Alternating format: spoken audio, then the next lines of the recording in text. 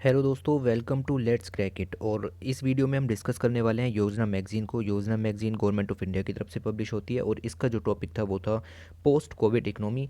Economy की क्या हालत रही कोविड के दौरान और उसके बाद किस तरीके से सुधारों के लिए इसमें और नए नए संशोधन किए जा रहे हैं। बहुत ही इंपॉर्टेंट मैगज़ीन, नवंबर 2020 का संस्करण, डेवलपमेंट मंथली और 30 रुपये की मैगज़ीन है। अगर आपको इसकी पीडीएफ चाहिए तो नीचे सिर्फ एक ही लिंक है, वहाँ से आपको इसकी पीडीएफ भी मिल जाएगी। तो आइए थोरली चीज़ों को डिस्कस करते हुए चलते हैं। ओके, देखिए फर्स्ट जो आर्टिकल यहाँ पर था 1 पेज का आर्टिकल, वो ये था कि नेचुरल गैस मार्केटिंग रिफॉर्म।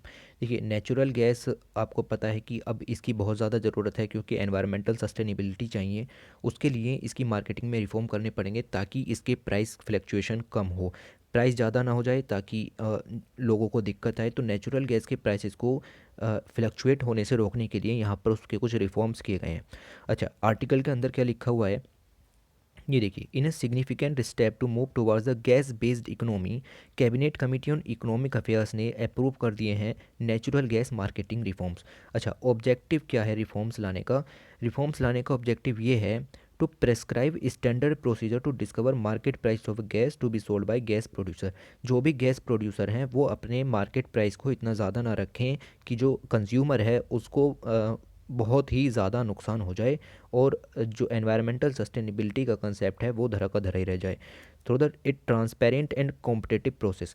तो जैसे ऐसा होता है ना, जैसे कोल है या ऑयल फील्ड है, वहाँ पर हमें कुछ मिला, ठीक है, हमें एक कोयल फील्ड मिला, ब्लॉक मिला, हम उसकी ऑक्शनिंग करते हैं और ऑक्शन उस आदमी को देते हैं जो कि सोशल, इकोनॉमिकल और एनवायरमेंटल तीनों फैक्टर्स को साथ में लेकर के चलता है। ठीक है, इस तरह के रिफॉर्म्स यहाँ पर किए गए हैं कि कॉम्पिटिटिव प्रोसेस, ऐसा नहीं है कि सिर्फ प्रॉफिट ही प्रॉफिट देखा जाता है। Permit affiliated to participate in bidding process. तो बिडिंग प्रोसेस इस तरीके से की जाएगी कि पब्लिक और प्राइवेट दोनों तरह के पार्टिसिपेंट ऑक्शन सिस्टम में भाग लें। जिस तरीके से आपकी ऑयल के क्षेत्र में थी NELP policy, new exploration licensing policy, ठीक है, 1997 में लाए थे, उसको नाम चेंज करके रखा था हेल्प पॉलिसी। ठीक है, तो इस तरह की पॉलिसीज़ यहाँ पर लाई गई है। ये देखिए, तो यहाँ पर हम बात कर रहे हैं द ओपन एक्रिएज लाइसेंसिंग पॉलिसी। 2010 से लेकर के 2017 तक नेचुरल गैस का कोई भी ब्लॉक बेचा नहीं गया है, किसी भी ब्लॉक का ऑक्शन नहीं हुआ है। और उस ऑक्शन की प्रक्रिया को इसीलिए नहीं हुआ कि प्रक्रिया बनाने में टाइम लग गया। ठीक है, नेचुरल गैस मार्केटिंग रिफॉर्म्स लाने में टाइम लगा, तो 2010 से 2017 तक कुछ भी ऑक्शन नहीं हुआ है। अच्छा जी, ऑक्शन नहीं हुआ, तो ये जो पॉलिसी आपकी आई है नेचुरल गैस रिफॉर्म्स, इसका एम क्या है ये आपको पता होना चाहिए। एम ये है कि एक स्टैंडर्ड प्रोसीजर लाया जाए for the sale by contractor through e bidding. E bidding प्रक्रिया को यहाँ पर लागू किया जाएगा। ओके, और कॉन्ट्रैक्टर को इस तरह की, मतलब एक स्टैंडर्ड प्रोसीजर यहाँ पर अपनाया जाएगा कि सेल किस तरीके से की जाए, उसका प्राइस क्या होना चाहिए। This will bring uniformity in the bidding process across the various contractual regimes and policies to avoid ambiguity and contribute towards ease of doing business. तो यहाँ पर पब्लिक आपको देखने को मिलेगा, पब्लिक प्राइवेट पार्टनरशिप भी देखने को मिलेगी। और बेसिक आपको क्या ध्यान रखना है, इसका एम क्या है, तो हम इसका एम रखने वाले हैं standard procedure for sale by contractor through e bidding. और राइट, अब एक पैसेज जो आपके लिए इंपॉर्टेंट है वो ये है, ये वाला, ये देखिए, government brought a series of reforms in gas sector and as a result investment of more than 70,000 crore is being made in east coast. देखिए, ईस्ट कोस्ट में 70,000 करोड़ रुपए का इन्वेस्टमेंट किया गया है। Gas production from east coast will contribute to Atmanirbhar Bharat by meeting increasing energy needs of the country. तो country की needs भी काफ़ी ज़्यादा हैं गैस प्रोडक्शन पर। एनवायरनमेंट का फैक्टर यहाँ पर लिया गया है, बेसिकली पोल्यूशन कम करने के लिए गैस की हमें बहुत ज़्यादा ज़रूरत है, नेचुरल गैस की। और कोल पर और ऑयल पर डिपेंडेंसी को कम करने के लिए नेचुरल गैस मार्केटिंग रिफॉर्म्स लिए गए हैं। बेसिक आपको क्या याद रखना है, इसका ऑब्जेक्टिव, इसका एम, ठीक है, और आपको इसका नाम याद रखना है, OALP, ओपन एक्रिएज लाइसेंसिंग पॉलिसी। 2010 से 2017 तक कोई ब्लॉक नहीं बेचा और ये हेल्प करेगा हमें आत्मनिर्भर भारत को बनाने में। इतनी चीज़ें आपको इस जो पेज है यहाँ से याद रखनी है। ओके, ये आपके इंडेक्स है, इसके बारे में कुछ नहीं देखेंगे। ओके, ये आपका प्रीफेस है, ये सब चीज़ें इसके अंदर कवर हैं ऑलरेडी। तो पहले आर्टिकल की तरफ आते हैं सीधे। ये देखिए क्या लिखा हुआ है, प्रिपेयर करना है इंडिया को for an uncertain Covid post covid world. देखिए कोविड 19 आया, दुनिया हिली, उसके बाद अब इकोनॉमी को संभालने के लिए अनसर्टेनिटी बनी हुई है कि किस तरीके से हम चीज़ों को लेकर के चलेंगे, उसके लिए इंडिया को तैयार करना है। यहाँ पर ये आर्टिकल दिया हुआ है। ओके, तो यहाँ पर इंट्रोडक्टरी पॉइंट ऑफ व्यू से क्या लिखा हुआ है, यहाँ पर क्या लिखा हुआ है, आप एग्ज़ाम में क्या लिखेंगे वो अलग अलग है, ठीक है। देखिए यहाँ पर क्या लिखा हुआ है, यहाँ पर ये लिखा हुआ है कि कोविड-19 पेंडेमिक आया 2020 में, ग्रेट डिप्रेशन आया था 1930 में, और उसके बाद हुआ था वर्ल्ड वॉर 2। तो इन दो प्रक्रियाओं के बाद तीसरी सबसे बड़ी चीज़ कोविड-19 थी जिसने दुनिया को हिलाया। ग्रेट डिप्रेशन इकोनॉमी धड़ाम, वर्ल्ड वॉर 2 इकोनॉमी ख़त्म, और कोविड-19 इकोनॉमी ख़त्म। तो यहाँ पर कहने का मतलब यही है कि इन दो प्रक्रियाओं के बाद ऐसी कोई चीज़ आई है जो कि दुनिया को हिला दिया है, ठीक। इसमें आपको और कुछ यहाँ तक नहीं देखना, ठीक है। यहाँ पर सिर्फ यही लिखा हुआ है कि पोस्ट कोविड वर्ल्ड में क्या करेंगे और क्या नहीं करेंगे। अब इम्पोर्टेंट चीज़ आती है the barbell strategy. Government of India ने बारबेल स्ट्रेटजी अपनाई, ठीक है, कोविड-19 को ख़त्म करने के लिए। क्या है बारबेल स्ट्रेटजी, तो उसकी तरफ कदम बढ़ाते हैं। ये देखिए, it is important firstly to explicitly lay out the intellectual framework of India's response to both the health and economic challenges caused by the pandemic। तो पैंडेमिक ने दो तरह के चैलेंज डाले, एक तो हेल्थ सेक्टर पूरा ख़त्म हो गया और इकोनॉमिक सेक्टर। तो इन दोनों में बूस्टिंग बहुत ज़्यादा ज़रूरी थी, हमें अपनी कमजोरियाँ पता लगी। अच्छा, बोथ केसेस में मेजर डिसीजन मेकिंग प्रोसेस बहुत ज़्यादा ज़रूरी थी कि किस तरह के डिसीजंस लिए जाएँ। मार्च 2020 तक हमें कोविड-19 के बारे में कुछ भी नहीं पता था कि क्या है कोविड-19, किस तरह की इसकी स्ट्रक्चर है, किस तरह की वैक्सीन वर्क करेगी। वुहान के चाइना सिटी से फैला था, वो चाइना के वुहान सिटी से फैला था, और वर्ल्ड हेल्थ ऑर्गेनाइजेशन से फिर इसको पेंडेमिक घोषित कर दिया। एपिडेमिक एक्सपर्ट्स ने अपनी अपनी राय दी, कहा कि भाई मास्क लगाएं, सैनिटाइजर वगैरह यूज़ करें, और इन्फेक्ट कर दिया 200 से 300 मिलियन लोगों को अकेले इंडिया में, और 2 मिलियन डेथ्स यहाँ पर भी हुए। Okay, Indian policy makers consequently were making decisions under extreme uncertainty. India में भी पॉलिसी मेकर हैं जो भी हैं, वो लोग भी अपना अपना अंदाज़ा लगा रहे थे कि भाई क्या किया जाए, इकोनॉमी के लिए क्या किया जाए, हेल्थ सेक्टर के लिए क्या किया जाए, क्योंकि जिम्मेदारी थी 1.35 बिलियन लोगों की कि उनको किस तरीके से बचाया जाए। Whatever strategy was adapted was a one way street and would have to held to the end. Okay, तो देखिए पॉलिसी मेकर्स के पास भी कुछ सर्टेन नहीं था कि हम ये करेंगे तो हम बच सकते हैं, वो भी अनसर्टेनिटी में, मतलब अंधेरे में ही तीर मार रहे थे। लेकिन गवर्नमेंट ने यहाँ पर, सेंट्रल गवर्नमेंट ने ऑप्ट की what is known in financial market as the barbell strategy. ये स्ट्रेटजी जो है आपकी सेंट्रल गवर्नमेंट ने अडोप्ट की। इस स्ट्रेटजी में क्या होता है, इस स्ट्रेटजी में टू पार्ट्स होते हैं। एक पहले पार्ट को कहते हैं द हेज, ठीक है। हेज क्या होता है, हम सारे पॉसिबल आउटकम्स को नापते हैं while processing step by step with the basin updating of information. तो देखिए इस स्ट्रेटजी में दो तरह के आपके चरण होते हैं, दो चरण होते हैं। पहला होता है हेज और दूसरा होता है बायसिन। ये जो हेज है इसका मतलब होता है बाउंड्री, ठीक है जी। इसका मतलब होता है, बायसन का मतलब होता है स्टेप बाय स्टेप, ठीक है। पहले हम जानते हैं कि कोई भी, जैसे पेंडेमिक का ही एग्जांपल लेंगे, पेंडेमिक आया तो उसके क्या आउटकम हो सकते हैं, वर्स्ट पॉसिबल आउटकम क्या हो सकते हैं, उससे लड़ना है। पहले लड़ना है कि वर्स्ट पॉसिबल आउटकम क्या हो सकते हैं, उससे लड़ना है, और उस प्रक्रिया को कहते हैं हेज। और दूसरी प्रक्रिया हो गई बायसियन, इसको कहते हैं स्टेप बाय स्टेप चीज़ों को लेकर के चलना। उसके बाद तो पहले हेज फिर स्टेप बाय स्टेप चीज़ें, ठीक है। अब हेज के अंदर क्या क्या आता है, देखिए मैंने बताया कि पॉसिबल आउटकम्स को रोकना है। आउटकम क्या थे पेंडेमिक के, कि ज़्यादा से ज़्यादा लोग बीमार ना हो जाएं, ठीक है। कोविड-19 का संक्रमण रोकना है, उसके लिए हमने लगाया लॉकडाउन। तो लॉकडाउन की प्रक्रिया आपकी आ जाती है हेज के अंदर। और राइट, इतना समझ में आया। ओके, दूसरी चीज़ आप यहाँ पर देखिए, तो ये आपका हैज हो गया। दूसरी चीज़ एक्सपर्ट्स ने क्या बताया कि भाई मास्क वगैरह लगाएं, सैनिटाइज़र वगैरह लगाएं, और इससे हम वर्स्ट पॉसिबल आउटकम को रोक सकते हैं। तो एक्सपर्ट्स की राय भी यहाँ पर एज अ हैज वर्क करी। तो हैज के अंदर दो तरह की चीज़ें ली, जैसे लॉकडाउन और एक्सपर्ट। इससे हमने अपने वर्ड्स जो वर्स्ट पॉसिबल आउटकम हो सकते हैं उनको रोका, ठीक है। अच्छा, स्ट्रॉन्ग इनिशियल लॉकडाउन जो लगाया गया बिकॉज ऑफ एक्सपर्ट्स के कारण, तो वो लॉकडाउन भी वर्क किया एज अ हैज।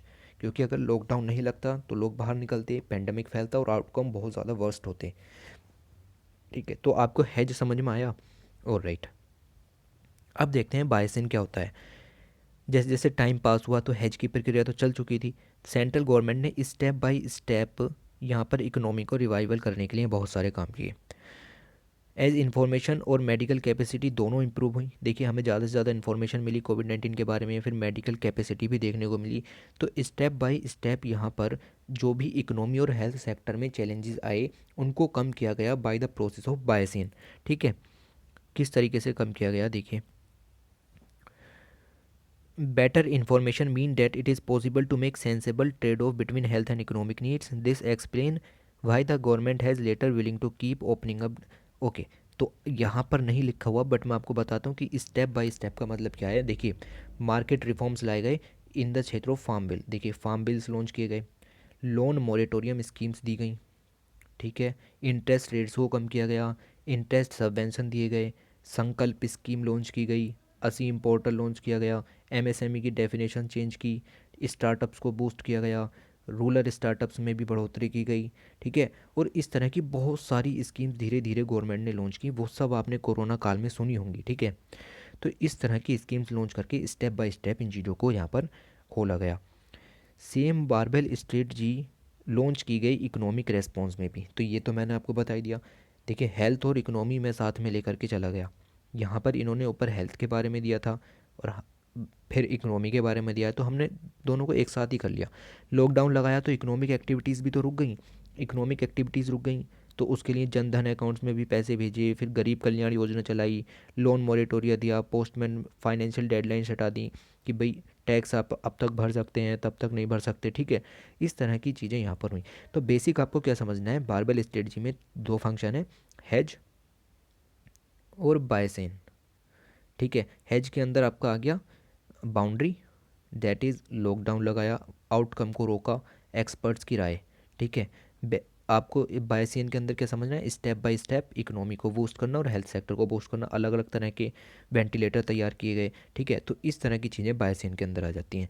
बस इतना आपको याद रखना है अपने दिमाग में। ओके, उसके बाद यहाँ पर देखिए अक्टूबर तक आते आते हमारी इकोनॉमी अनलॉक होनी शुरू हुई, अनलॉकिंग की प्रक्रिया शुरू हो गई।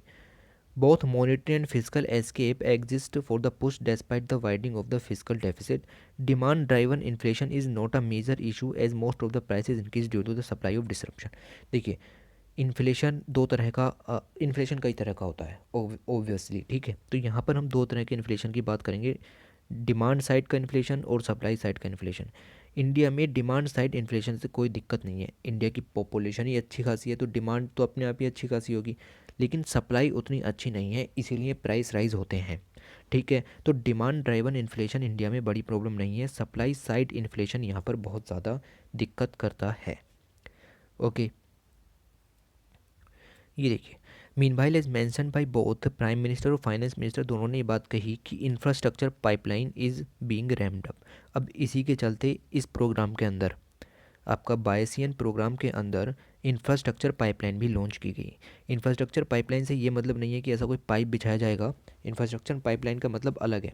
इंफ्रास्ट्रक्चर पाइपलाइन 2019-20 में लॉन्च की गई थी, गौर फरमाइए इसके बारे में, फाइनेंस मिनिस्टर ने इसको लॉन्च किया था। ठीक है, हम इसमें क्या करेंगे, वर्ल्ड क्लास इंफ्रास्ट्रक्चर बनाएंगे अक्रॉस द कंट्री। दुनिया का सबसे अच्छा इंफ्रास्ट्रक्चर इंडिया के अंदर तैयार किया जाएगा, ब्रिजेज़ से लेकर के रोड्स, ठीक है, डैम्स, इन चीज़ों को बहुत अच्छा बनाया जाएगा। 100 लाख करोड़ इसके लिए दिए हैं, 100 lakh crore government of India ने इसके लिए दिए हैं। और बात तो अच्छी ये है कि अगले 5 सालों के अंदर ये पैसे खर्च किए जाएंगे, 100 लाख करोड़ रुपए। ठीक है जी, तो ये बहुत बड़ा अमाउंट है और बहुत बड़ी स्कीम इंफ्रास्ट्रक्चर डेवलपमेंट ये भी फाइनेंस की जाएगी। ओके ऑलराइट, तो इतनी बात आपको ये यहाँ से समझनी थी। देखिए अब यहाँ पर क्या लिखा हुआ है, एडोप्टिंग ए पोस्ट कोविड वर्ल्ड। कोविड-19 ख़त्म होता चला जा रहा है धीरे धीरे, पता ही नहीं चल रही। तो पोस्ट कोविड वर्ल्ड का मतलब ये है कि देखिए जैसे कि आपका ग्रेट डिप्रेशन था 1930 का, उसके बाद एक नया ही वर्ड बना, एक अलग ही दुनिया देखने को मिली। वर्ल्ड वार 2 हुआ तो अलग दुनिया देखने को मिली, और ये कोविड-19 आया तो इसके बाद भी हमें एक नई दुनिया देखने को मिलेगी, ये न्यू वर्ल्ड। उसके अंदर हमें नहीं पता कि किस तरह की जियोपॉलिटिकल कंडीशंस होंगी, उसके अंदर सप्लाई चेन्स क्या होंगी, टेक्नोलॉजिकल इनोवेशंस कितने ज़्यादा हुए हैं 2020 के अंदर और क्या क्या देखने को मिलेगा, इंस्टीट्यूशनल स्ट्रक्चर्स क्या होंगे, कंज्यूमर की प्रेफरेंस क्या होगी, सो ऑन। तो न्यू वर्ड के अंदर हमें ये सब कुछ नहीं पता है अभी, but all of these factors will interact in multiple and unpredictable ways. Therefore, it is very difficult to the grant prediction about how exactly the post covid world will function. तो ये चीज़ मैंने आपको क्लियर की कि हमें नहीं पता कि आने वाला जो दुनिया होगी, एक नया वर्ल्ड होगा कोविड-19 के बाद, वो कैसा होगा। जैसे 1940 में हमें नहीं पता था कि ब्रिटिश और फ्रांस कॉलोनियल एम्पायर है, ये कितनी जल्दी ख़त्म हो जाएंगे। हमें ये भी नहीं पता था कि यूएस और यूएसएसआर में कोल्ड वॉर होगी, उसका अंजाम क्या होगा। इसी तरह की चीज़ें हमें अब नहीं पता थी कि हम एक दिन टेलीविज़न भी देख रहे होंगे। तो इसी तरह से हमें नहीं पता कि आने वाला कल कैसा होगा। ठीक है, तो इन सब की प्लानिंग कैसे की जाए। So how one can prepare for an uncertain new word. तो अनसर्टेन वर्ड पर आप यहाँ फोकस कीजिए कि जो आने वाला कल है उसके बारे में नहीं पता, तो उसकी तैयारी कैसे की जाए। इसकी तैयारी दो तरीके से की जाएगी। दो तरीके का जो मतलब है वो है, एक तो फ्लेक्सिबिलिटी और द रेजिलियंस। फ्लेक्सिबिलिटी का मतलब है जिस तरीके से वर्ड चल रहा है उस तरीके से अपनी पॉलिसीज़ को चेंज करते रहो। ठीक है, और दूसरा जो रेजिलियंस है उसका मतलब है capability to recover quickly from differences. ठीक है, तो जैसे जैसे चीज़ें बदलती जा रही हैं उसके हिसाब से अपनी कैपेबिलिटीज़ को भी बढ़ाना है। ठीक है, डिफ़िकल्टीज़ आएंगी। देखिए, दो थिंग्स बताएं। फ्लेक्सिबिलिटी का मतलब आप समझ गए, रेजिलियंस का मतलब भी आपको समझना पड़ेगा कि capabilities to recover quickly from difficulties. कोई भी डिफ़िकल्टी आए तो उससे एकदम उभरने की शक्ति हमारे पास होनी चाहिए। फ्लेक्सिबिलिटी का मतलब है कि जैसे जैसे न्यू वर्ड चलता रहे उस हिसाब से आपको अपने आप को चेंज करना है। ठीक, even a cursory look at the recent announcement structure reforms. तो अभी अभी फ्लेक्सिबिलिटी और टू एनकरेज फ्लेक्सिबिलिटी को एनकरेज करने के लिए इंडिया में अभी अभी 3 फार्म बिल लाए गए। फार्मर अपनी प्रॉपर्टी को कहीं भी, प्रॉपर्टी कह रहा हूँ, प्रोड्यूस, जो भी एग्रीकल्चर प्रोड्यूस होगा उसको कहीं पर भी भेज सकता है। पहले क्या था, एपीएमसी मंडीज़ में ही भेज सकता था। तो एपीएमसी मंडीज़ की मोनोपोली चलती थी, तो प्रोसेस जो है वो फ्लेक्सिबल नहीं थी। लेकिन अब प्रोसेस फ्लेक्सिबल है, जहाँ मन करता है वहाँ पर सामान को भेज सकते हैं। फिर आपने इसेंशियल कमोडिटीज़ एक्ट को भी यहाँ पर अमेंडमेंट किया। और साथ में ये देखिए, India has the world's second largest stock of cultivable land and there is no reason it should not be an export power house in agriculture.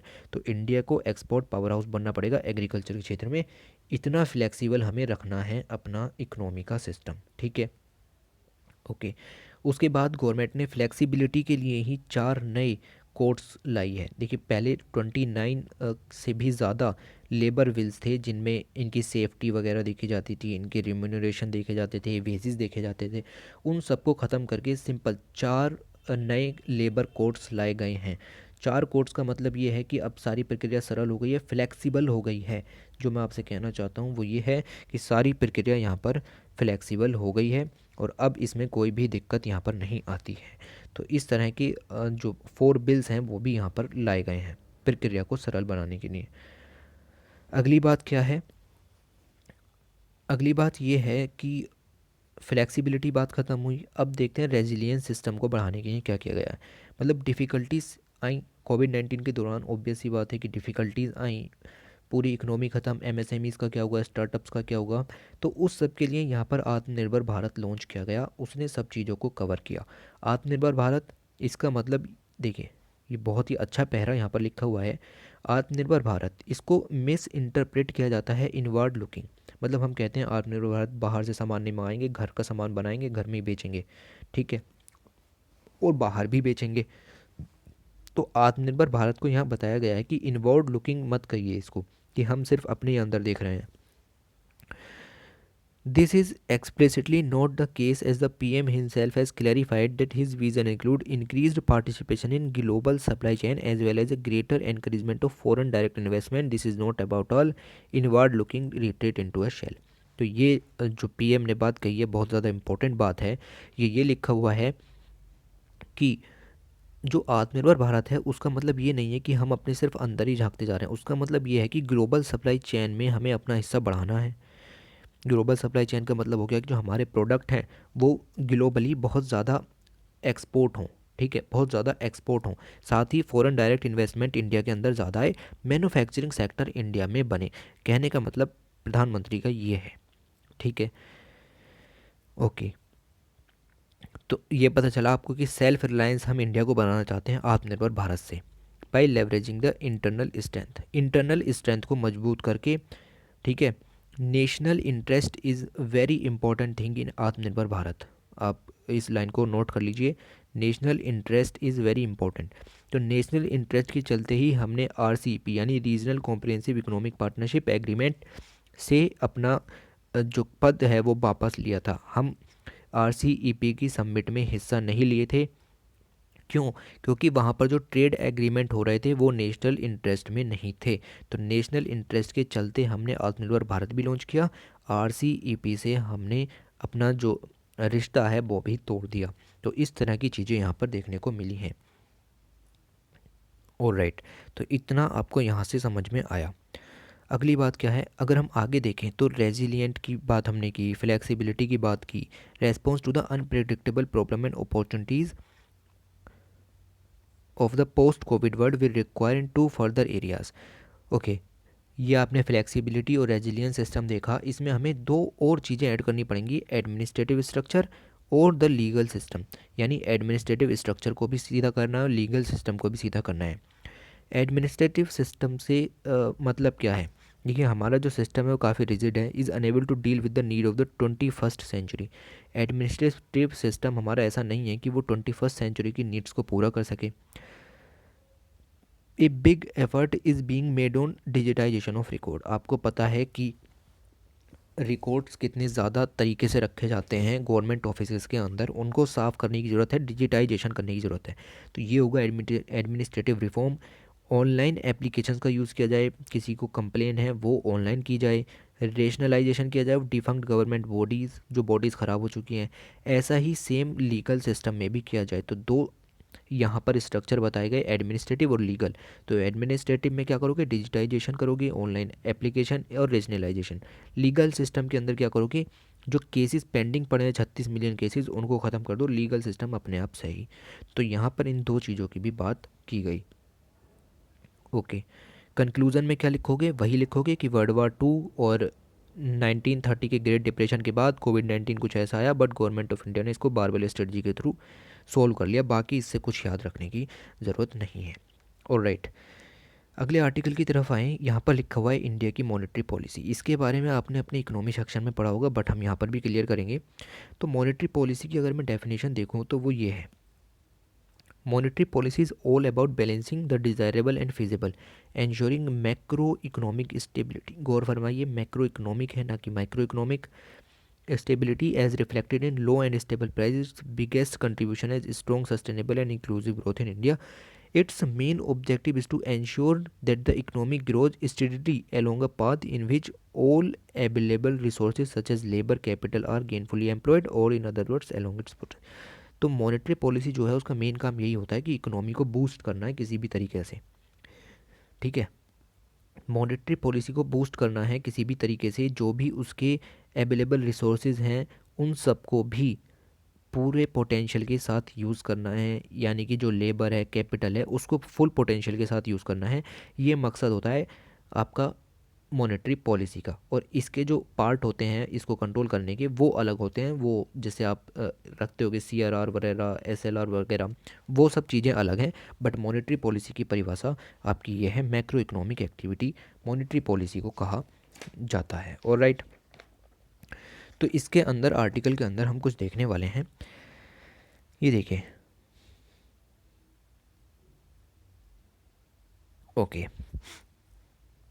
तो देखिए मॉनेटरी पॉलिसी जो है ये हमने आपको बताया कि लेबर है, कैपिटल है, इन सबको भी साथ में लेकर के चलती है। यानी फुल पोटेंशियल हमको लेकर के चलना होता है पूरी इकोनॉमी का, और उसको बूस्ट करने के लिए पूरी तैयारी करनी होती है। जब इकोनॉमी अपने फास्टर पेस पर होती है, मतलब इकोनॉमी में डिमांड काफ़ी ज़्यादा है, सप्लाई काफ़ी ज़्यादा है, मनी काफ़ी ज़्यादा है, तो हम कहते हैं ओवरहीट इकोनॉमी है। ओवरहीट इकोनॉमी का मतलब होता है कि इकोनॉमिक एक्टिविटीज़ बहुत ज़्यादा हो रही हैं। कोई भी मशीन है, अगर वो बहुत ज़्यादा वर्क कर रही है तो वो ओवरहीट होगी। तो इसी तरीके की इकोनॉमी है। अगर इकोनॉमी फास्टर पेस पर है तो हम कहेंगे इकोनॉमी ओवरहीट हो रही है। Demand races ahead of supply, price rise and much more than people can tolerate. Demand बढ़ती है, एक इकोनॉमी अगर ज़्यादा ओवरहीट हो रही है तो वहाँ पर डिमांड बढ़ेगी, सप्लाई बढ़ेगी, प्राइस बढ़ेंगे, प्राइस इतने बढ़ेंगे कि लोग उसको सहन नहीं कर पाते। In these conditions the task of monetary policy is to cool down the economy. अभी इकोनॉमी ओवरहीट हो रही है तो मॉनेटरी पॉलिसी का काम ये है कि इसको कूल डाउन करे, ठीक है। दूसरी चीज़ ये है कि इकोनॉमी गिर रही है, यानी इकोनॉमी पहले से ही कूल डाउन हो रही है, जैसे कि अनएम्प्लॉयमेंट की प्रॉब्लम, ठीक है, unremunerative price, depressed financial activities, deficiency in resources. तो अगर इकोनॉमी अपने स्लो पेस में है, कूल डाउन है, तो मॉनेटरी पॉलिसी का काम है कि इसको बूस्ट करे, ठीक है। ओवरहीट ना करे, बूस्ट करे। ओवरहीट अपने आप होती है, कूल डाउन अपने आप होती है, बूस्ट करना हमारा काम होता है। तो मॉनेटरी पॉलिसी का ये वर्क है, ठीक है। तो मॉनेटरी पॉलिसी अपने हिसाब से वर्क करती है। देखिए, ओवर हीटिंग है तो सप्लाई मनी की जो है आपको कम करनी पड़ेगी। अगर इकोनॉमिक एक्टिविटीज़ बहुत ज़्यादा हो रही हैं मार्केट के अंदर, इसका मतलब मार्केट में पैसा बहुत ज़्यादा है, उस पैसे को एब्जॉर्ब करना पड़ेगा। तो monetary policy supply of money को कम कर लेगी। अगर पैसा है ही नहीं मार्केट में तो मार्केट में पैसा देना पड़ेगा, जिससे डिमांड बढ़े, सप्लाई बढ़े और यहाँ पर चीज़ें जो इकोनॉमिक एक्टिविटीज़ हैं वो काफ़ी ज़्यादा हों। ओके, तो ये चीज़ें आपने बेसिक इकोनॉमी के सेक्शन में भी पढ़ी होंगी।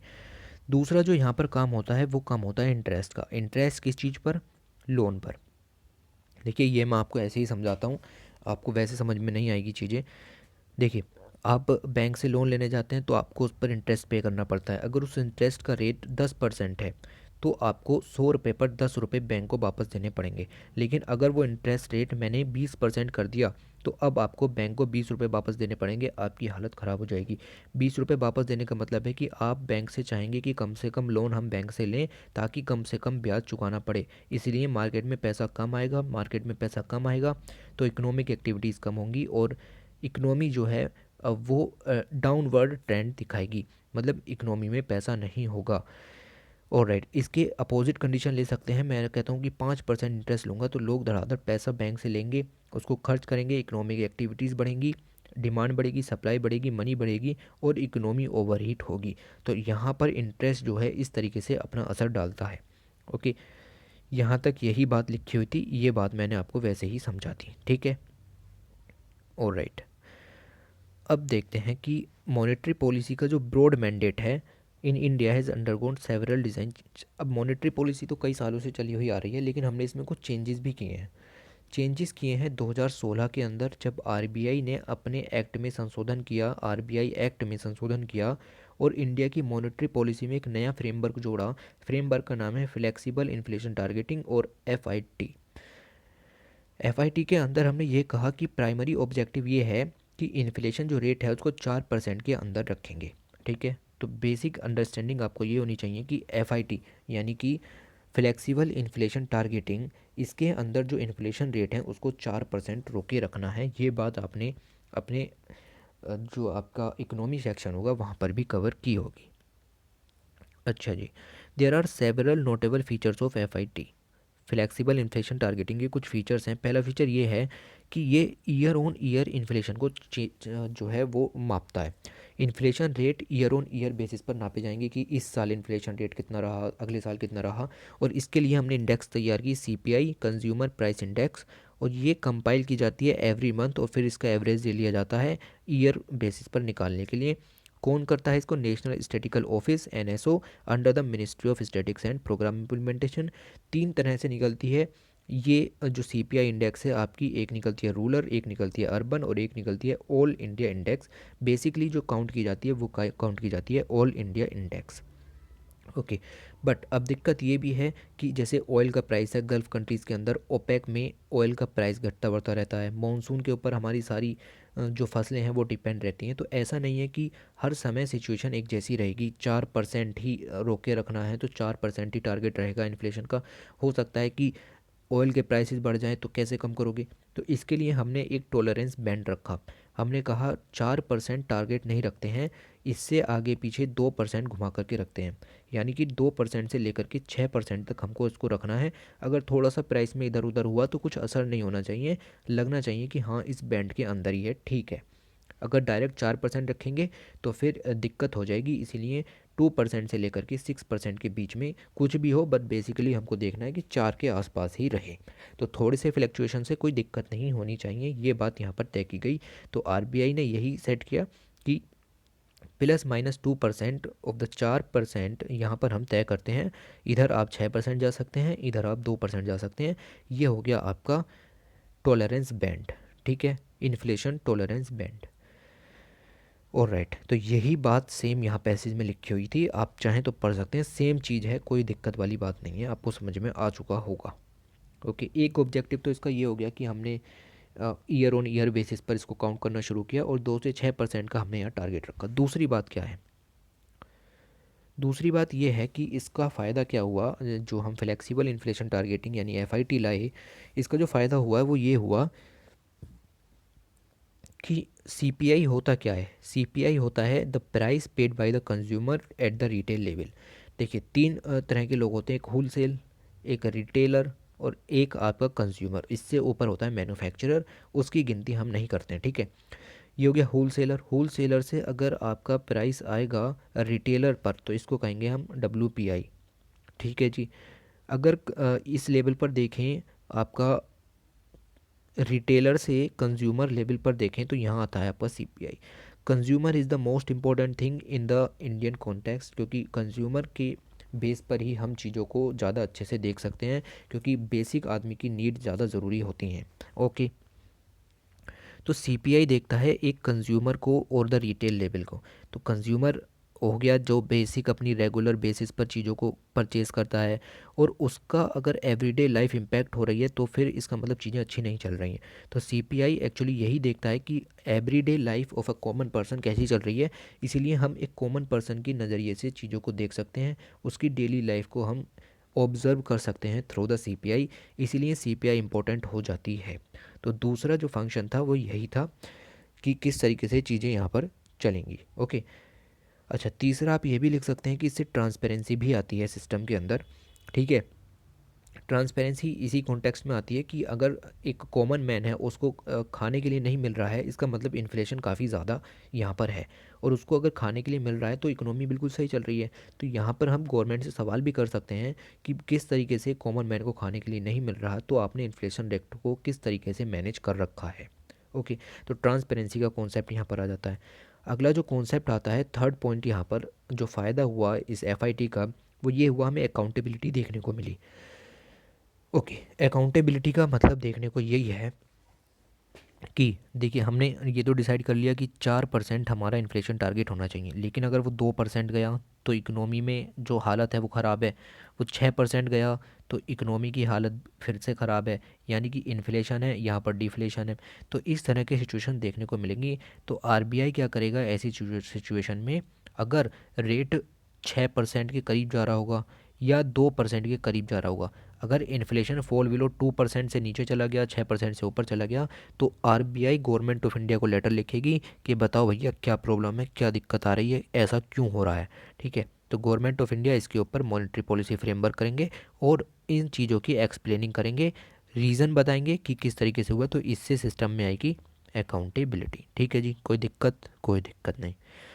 जो चौथी बात यहाँ पर हुई 2016 के अंदर जब आरबीआई एक्ट को संशोधन किया गया, तो 2016 में जो फोर्थ पॉइंट यहाँ देखने को मिला एफआईटी सिस्टम के अंदर वो ये था कि डिसीजन मेकिंग प्रोसेस को यहाँ पर चेंज किया गया। पहले क्या था, जो भी रेट्स थे वो डिसाइड करता था आरबीआई का गवर्नर अकेला, सोल, ठीक है, वो अकेला डिसाइड करता था। बट अब ऐसा नहीं है, अब एक हमने बनाई है 6 मेंबर की कमेटी जिसको हम कहते हैं मॉनेटरी पॉलिसी कमेटी, और ये डिसाइड करती है कि भाई पॉलिसी रेट क्या होंगे। तो अब चीज़ें एक जने के हाथ में नहीं रही, अब हमने एक ब्रॉड पर्सपेक्टिव लिया है। एमपीसी के बारे में अगर मैं बताऊं तो गवर्नर इसका चेयरपर्सन होता है, उसके साथ डेप्यूटी गवर्नर होते हैं, और an office of RBI are appointed as ex officio internal member of MPC.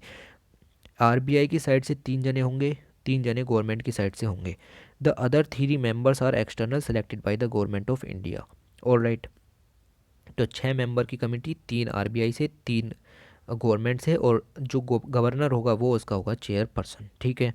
अगली बात, हर एक मेंबर का अपना एक वोट होगा, गवर्नर का कास्टिंग वोट होगा टाई के केस में। ओके, इतनी बात आपको समझ में आई। तो ये हम जो मॉनेटरी पॉलिसी लाए वो इसीलिए लाए कि इंडिविजुअल पर डिसीजन मेकिंग का जो बर्डन है वो ना रहे कि एक ही आदमी चीज़ों को डिसाइड कर रहा है, बट कुछ लोग मिल करके उन चीज़ों को डिसाइड करें। एमपीसी को मिलना होता है एवरी क्वार्टर में एक बार कम से कम। तो ये लाइन यहाँ पर इंपॉर्टेंट हो जाती है। एमपीसी के बारे में कोई भी पॉइंट आपसे पूछा जा सकता है। एमपीसी के जो डिसीजन है, जो भी डिसीजन लेंगे कि पॉलिसी रेट इतना कम या इतना बढ़ा रहे हैं, उसकी असेसमेंट की जाती है, उसको फिर इमीडिएटली पब्लिश भी किया जाता है। और ये सब छोटी छोटी चीज़ें हैं, ये सब आपको नहीं पढ़नी है। और राइट, तो इतनी चीज़ आपको यहाँ से समझनी थी। उसके बाद ये वाला जो पैसेज है ये आपको नहीं पढ़ना। ठीक है, जीएस का अगर आप एग्ज़ाम दे रहे हैं आपको ये वाला पैसेज बिल्कुल भी नहीं पढ़ना। और ये पैसेज जाके ख़त्म होता है यहाँ पर। इस पैसेज में कुछ भी काम का आपके नहीं है। सेम सिचुएशन कोविड-19 वर्ल्ड वॉर 2 के बाद पहली बार आया और ये हुआ वो हुआ, जब हम एक बार डिस्कस कर चुके तो कोई दिक्कत नहीं है। देखिए, टारगेटिंग होती है 6%, 2% और 4% मेंटेन करके रखना होता है। ये कुछ रेट्स दिए हैं कि किस तरीके से डाउनग्रेड इकोनॉमी देखने को मिल रही थी। ठीक है, ओके। तो अब ये वाला पैसेज इंपॉर्टेंट है। देखिए, the current applicable inflation target of 4%, अब ±2% हो गया। 5 अगस्त 2016 को ये चेंजेस किए गए थे एफआईटी में। ओके, और ये आपके लागू रहेंगे 31 मार्च 2020 तक। तो 5 अगस्त 2016 से 31 मार्च 2021 तक हमने ये टारगेट रखा है कि इन्फ्लेशन को 4% कंट्रोल करके रखना है, 2% इधर 2% उधर। ठीक है, ये सब चेंजेस फिर से रिव्यूड किए जाएंगे। 1 अप्रैल 2021 को आरबीआई फिर से इन चीज़ों को देखेगा कि हाँ, ये जो हमने सिस्टम किया 4% वाला, ये कुछ सही रहा भी या फिर ऐसे ही चलता रहा। तो ये सब चीज़ें दोबारा से कंस्ट्रक्ट की जाएंगी। और राइट, उसके बाद ये आपका वैसे कंक्लूडरी पैसेज हो गया एक तरीके से। यहाँ पर आप इसको कंक्लूज़न के रूप में भी लिख सकते हैं कि 31 मार्च 2021 तक यहाँ पर गवर्नमेंट इसको रखेगी और उसके बाद 1 अप्रैल 2021 को यहाँ पर फिर से चीज़ें होंगी। मॉनेटरी पॉलिसी की यहाँ पर फिर से वही शुरू वाली डेफिनेशन दे दी गई है कि एक मैक्रो इकोनॉमिक एक्टिविटी है। इसको आप दोबारा से देखिएगा। इस पैसेज के अंदर भी कुछ नहीं लिखा हुआ, वही आपका सीपीआई इन्फ्लेशन को 4% के अंदर रखना है। और राइट, तो इस तरीके से आपको इसको पढ़ना है। ठीक है, अब अगले आर्टिकल की तरफ आते हैं। अगला आर्टिकल है रिवाइवल ऑफ इकोनॉमी। ठीक है जी, और राइट, देखिए शुरू करते हैं कि लिखा हुआ क्या है। लिखा हुआ वही है, कोविड-19 आया और पूरी दुनिया ऐसे शोक में है, इंडिया भी शोक में है। लॉस हुआ है आउटपुट का, इकोनॉमिक एक्टिविटीज़ ख़त्म हो गई, क्या क्या एक्सपेक्टेशंस लगाई थी सब ख़त्म हो गई। बहुत सारी कंट्रीज़ हैं जहाँ पर डाउनग्रेड ग्रोथ एक्सपेक्टेशंस देखने को मिली, मतलब निगेटिव ग्रोथ रेट देखने को मिली। इंडिया में भी किसी भी एजेंसी ने ये नहीं कहा कि इंडिया की ग्रोथ रेट पॉजिटिव रहेगी। सभी ने बताया कि इंडिया की ग्रोथ रेट निगेटिव रहेगी। और अगर हम उनका एवरेज ले लें तो लगभग सभी ने बताया कि 10% निगेटिव के आसपास यहाँ ग्रोथ रेट रहेगी। आरबीआई ने भी कहा कि 9.5% तक रेट गिर सकता है। देखिए, 4.5% जीडीपी चल रही थी अच्छी खासी। ठीक है, आरबीआई ने कहा 9.5% गिर सकती है, इसका मतलब इन्होंने भी कहा कि -5% तक जो है जीडीपी की ग्रोथ जा सकती है। तो माइनस में ही सभी ने अपने जीडीपी के टारगेट इंडिया को बताए। ऑलराइट, ये आपको इस तरीके से ख़त्म करना था। GDP growth was already in a slow down phase in 2019-20। तो प्री कोविड एरा, कोविड से पहले भी इकोनॉमी स्लो डाउन थी। 4.1% की ग्रोथ रजिस्टर हुई थी 2019-2020 में। तो हम ऐसा नहीं कह सकते कि सब कुछ इसी ने किया पेंडेमिक ने, बट उससे पहले भी हमारी ग्रोथ कुछ अच्छी नहीं चल रही थी। Okay, the physical situation was even more precarious with the central government ने इन्वोक किया escape close of the FRBM act. देखिए, एफआरबीएम एक्ट के बारे में आपको पता होना चाहिए, 2003 का एक्ट था। और financial responsibility and budgetary management act है। तो फाइनेंशियल रेस्पॉन्सिबिलिटी और बजटरी मैनेजमेंट से रिलेटेड जितनी भी चीज़ें होती हैं वो सारी इसी एक्ट के तहत कवर की जाती हैं। 2003 का एक्ट है, सॉरी 2003 का एक्ट है। 2018 में इसमें अमेंडमेंट किया गया था और एस्केप क्लोज को यहाँ पर ऐड किया गया था। ठीक, इसके हिसाब से एस्केप क्लोज के हिसाब से गवर्नमेंट के फिजिकल डेफिसिट के जो टारगेट हैं वो उसमें वेरी कर सकती है 0.5% तक। गौर फरमाइए 0.5% तक अपने फिजिकल डेफिसिट के चार्जेस में इधर उधर हो सकता है। जैसे जैसे यहाँ पर देखिए 2020-21 में सजेस्ट किया था कि फिजिकल डेफिसिट होगा, सजेस्टेड है फिजिकल डेफिसिट ऑफ 3.8%, 3.8% का फिजिकल डेफिसिट बताया था 2019-20 में, और इसको 0.5% इधर करके 3.5% कर दिया गया 2020-21 में। तो इस तरह की क्लोज ये है एस्केप क्लोज। आपको सिर्फ ध्यान रखना है कि अभी अभी एस्केप क्लोज न्यूज़ में थी FRBM एक्ट के तहत। इसका मतलब क्या है, 0% मोर फिजिकल डेफिसिट यहाँ पर लिया जा सकता है, ठीक है। लेकिन कंट्रोलर ऑफ गवर्नमेंट अकाउंट्स ने सजेस्ट किया है कि फिजिकल डेफिसिट तो आपका पहले से ही 4.6% था, जो आप बता रहे हैं ना कि 3.8% फिजिकल डेफिसिट, वो पहले से ही आपका 4.6% था। देखिए अगर आपको ये चीज़ें समझ में नहीं आ रही तो कोई भी ज़रूरत नहीं है समझने की, ये चीज़ें कहीं पर भी नहीं पूछी जाएंगी, ठीक है। बस आपको इसमें निगाह मारते हुए ये चलना है कि हाँ 2020-21 के क्वार्टर में हमने न्यूज़पेपर में भी पढ़ा कि इतनी ग्रोथ देखने को मिली, 23.9% की ग्रोथ देखने को मिली। तो ये ग्रोथ पेंडेमिक के ये ग्रोथ कह रहा हूँ डिक्लाइन, ये डिक्लाइन पेंडेमिक के कारण नहीं आई। ये जो ग्रोथ डिक्लाइन देखने को मिला 23% का, ये लॉकडाउन के कारण देखने को मिला, क्योंकि लॉकडाउन में इकोनॉमिक एक्टिविटीज़ ख़त्म हो गई थी, इकोनॉमिक एक्टिविटीज़ यहाँ पर हो ही नहीं रही थी, सडन स्टॉप लग गया था। इस वजह से यहाँ पर डिक्लाइन देखने को मिला इकोनॉमी के अंदर, ना कि पेंडेमिक की वजह से। अगर पेंडेमिक चलता रहता, लॉकडाउन ना लगता, तो ये ग्रोथ देखने को, ये डिक्लाइन देखने को नहीं मिलता। Okay, alright. तो ऐसा नहीं है कि सिर्फ इंडिया के साथ ही ऐसा हुआ, दुनिया की लार्जेस्ट डेमोक्रेसी हैं उनके साथ भी ऐसा हुआ और उनकी भी ग्रोथ रेट नेगेटिव ही रही है। साथ में on the policy sphere while the RBI has productively initialling to suit the financial market, there has been hesitance on the part of the fiscal policy due to the weak fiscal situation. The RBI has reduced the policy interest rates sharply and also pumped into more liquidity in the market. RBI ने अपने interest rates को कम किया ताकि market में पैसा जाए, economic activities बढ़े, economy boost हो, GDP में परसेंटेज बढ़े, ठीक है। तो पॉलिसी इंटरेस्ट रेट्स को कम किया गया, इधर उधर किया गया, जो भी जिस तरीके से करना था वो सबको आपको इकोनॉमी सेक्शन में देखना है, और मोर पैसा डाला गया। मार्केट में पैसा होगा तभी तो इकोनॉमिक एक्टिविटीज़ बढ़ेगी, यही तो हम बात कर रहे हैं। लोन मॉरेटोरियम दिया गया, इसके बारे में भी आपको पता होना चाहिए।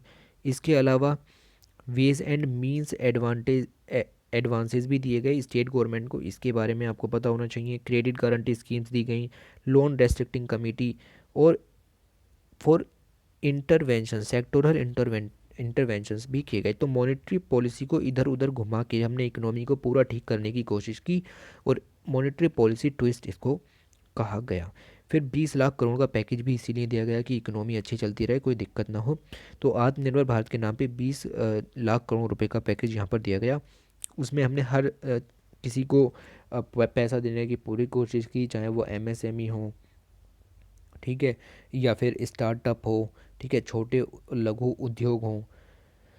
तो आत्मनिर्भर भारत का लक्ष्य हमने पहले भी बताया है कि लक्ष्य ये था कि मोदी जी ने खुद भी यूनाइटेड नेशंस की मीटिंग में कहा कि हम इंडिया को बनाना चाहते हैं ये manufacturing hub for the world.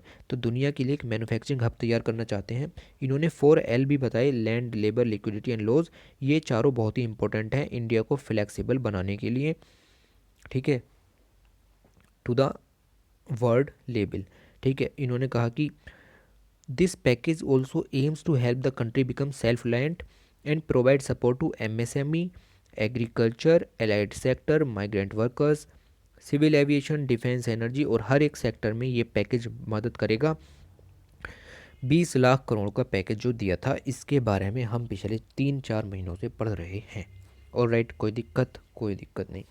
उसके बाद मोदी जी ने जब पैकेज लॉन्च किया था मई में, शायद 12 मई को लॉन्च किया था, उसमें इन्होंने कहा था कि यहाँ पर 5 पिलर मैं बताता हूँ, economy, infrastructure, system, vibrant demography and demand. तो इस तरह के 5 पिलर मोदी जी ने गाए थे, ठीक है।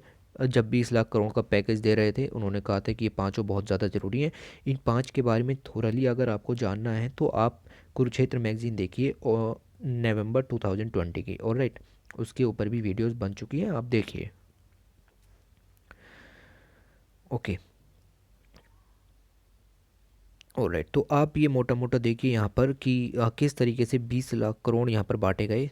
ये लिख रहा है 20 लाख करोड़। वो तो अच्छा है कि यहाँ पर थोड़े से ज़्यादा थे, इन लोगों ने उसको नहीं कहा कि नहीं, 21 ही थे लगभग। 20 लाख करोड़ का पैकेज प्रधानमंत्री गरीब कल्याण योजना में दिया 1,70,000। फिर आरबीआई ने अपनी तरफ से आधा तो आरबीआई ने दिया है। फिर फिर ये ट्रेंचेस करके बांटे हैं, 1 2 3 4 5। तो ये सब चीज़ें ज़रूरी नहीं है, बस 20 लाख करोड़ बांटे, बात ख़त्म हो गई। ये भी कहा जा रहा है कि हमने जो पैसा बांटा है 20 लाख करोड़, ये काफ़ी है, ठीक है, काफ़ी बताया जा रहा है कि जापान ने भी इतना ही दिया है, यूएस ने भी इतना दिया है, और हम उनसे कंपेरेबल हैं, मतलब हमने काफ़ी पैसा दिया है, ठीक है। बट इसके क्रिटिसिज्म भी हैं। अब गवर्नमेंट तो कह रही है कि काफ़ी दिया है, जापान ने भी इतना दिया है, यूएस ने भी इतना दिया है, बट पॉपुलेशन भी तो देखिए आप वहाँ की, ठीक है। तो क्रिटिसिज्म यही है कि जीडीपी का सिर्फ 1.5% हिस्सा दिया है। आपने जीडीपी का सिर्फ 1.5% हिस्सा दिया है, इतने हिस्से से कुछ नहीं होने वाला। ओके, इतने हिस्से से कुछ नहीं होने वाला। As most of them includes the monetary stimulus और credit guarantees, this stand against the demand of large physical stimulus that needs to be front loaded in order to contain the sharp decline in GDP growth. तो सिर्फ आपने monetary stimulus दिया है, आपने credit guarantees दी हैं, GDP में जितनी decline देखने को मिला है ना 39% का, वो इससे कवर नहीं होता। ओके, तो इतनी क्रिटिसिज्म यहाँ देखने को मिला। तो मेन क्रिटिसिज्म यही था, ये आपको नहीं पढ़ना। ऑलराइट, ये आपको नहीं पढ़ना। ओके, यहाँ तो पहले से ही कट लगा हुआ है, ये भी आपको नहीं पढ़ना। हमने स्टेट्स को भी यहाँ पर कहा कि आप 2% ज़्यादा बोरो कर सकते हैं। देखिए, स्टेट की एक बोरोइंग पावर होती है, वो उससे ज़्यादा बोरो नहीं कर सकते, लेकिन हमने यहाँ 2% छूट दी कि 2% आप ज़्यादा बोरो कर सकते हैं FRBM एक्ट के तहत, ठीक है। तो फाइनेंशियल रेस्पॉन्सिबिलिटी यहाँ पर आ जाती है, और स्टेट से कहा गया 2% ज़्यादा आप यहाँ पर बोरो कर सकते हैं। ओके, अब बात करते हैं इस वाले पैसेज की, वेरी इंपॉर्टेंट पैसेज। क्या लिखा हुआ है देखिए, कितनी सारी पॉलिसीज़ आई। ये सब हम क्या डिस्कस कर रहे हैं, पॉलिसीज़ ही तो डिस्कस कर रहे थे अब तक कि ये सब लॉन्च किया, 20 लाख करोड़ दिए, ये किया, वो किया, आत्मनिर्भर भारत, ठीक है। तो इन सब का क्या अंजाम होगा जीडीपी के ऊपर, क्या जीडीपी की ग्रोथ किस तरीके से देखने को मिलेगी। तो कुछ लोग कह रहे हैं कि वी शेप ग्रोथ देखने को मिल सकती है, मतलब पहले नीचे जाएगी फिर ऊपर जाएगी। फिर कुछ कह रहे हैं कि यू शेप देखने को मिलती है, कि डायरेक्ट इस तरीके से ऊपर जाएगी। फिर कह रहे हैं कुछ डब्लू शेप भी देखने को मिल सकती है, कि पहले नीचे फिर ऊपर, फिर नीचे फिर ऊपर, इस तरह की ग्रोथ देखने को मिल सकती है। गवर्नमेंट क्या कह रही है, गवर्नमेंट का कहना है कि वी शेप ग्रोथ देखने को मिलेगी, कोई दिक्कत नहीं है, पहले नीचे जाएगी थोड़ी सी इकोनॉमी, फिर ऊपर बूस्ट होगी, तो इस तरह की वी शेप्ड ग्रोथ देखने को मिलेगी।